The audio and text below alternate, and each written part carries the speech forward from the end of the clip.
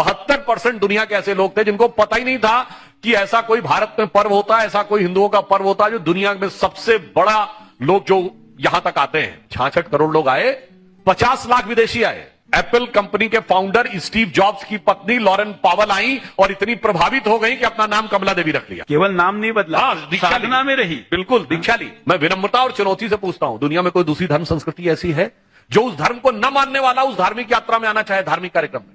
कोई गैर Christian Vatican जाना चाहता है? मैं धार्मिक दृष्टि से कह रहा हूं, टूरिज्म की दृष्टि से नहीं। आइए, कितने गैर मुस्लिम जो है हज करना चाहते हैं, और यदि खुदा ना खास्ता वो इच्छा व्यक्त कर दें तो फट से कहा जाता कन्वर्ट हो जाओ। पहले हमारे यहां 50 लाख लोग आए, किसी से नहीं कहा गया कन्वर्ट हो जाओ। सब आए, श्रद्धा भाव से रहे और चले गए।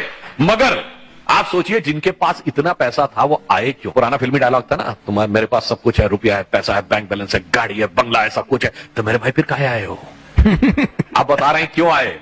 पश्चिम ने एक सोच दी कि हमको जीवन में सुख किससे मिलेगा? पैसे से। कार्ल मार्क्स, पैसा हो जाए बाप बड़ा ना भैया, सबसे बड़ा रुपया। मगर कुछ समय के बाद समझ में आया, सिगमंड फ्राइड आए एक दूसरे थ्योरेटिशियन, उन्होंने कहा नहीं, शारीरिक सुख सबसे बढ़िया है, शारीरिक सुख हो जाएगा तो जिंदगी सुख है। फिर एक तीसरे आए फ्रांस के, उन्होंने कहा नहीं, ख्याति मिल जाए, नेम एंड फेम, तो सब कुछ सुख है।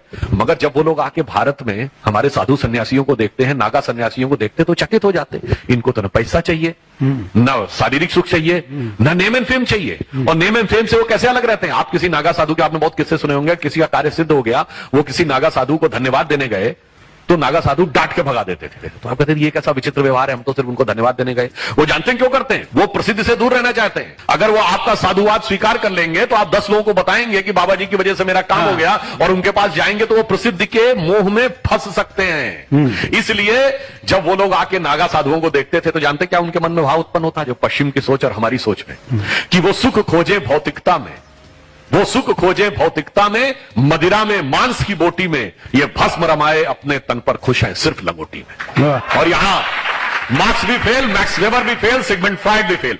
तो भारत का जो ये स्व उठा है ना, जिसे एक पंक्ति में कहूंगा, आज भारत उस स्थिति में पहुंचा इन 11 वर्षों में कि भारत मां अंगड़ाई लेती, सुप्त चेतना जाग रही और ऋषि मुनियों की देवधरा फिर अपना रूप संवार रही।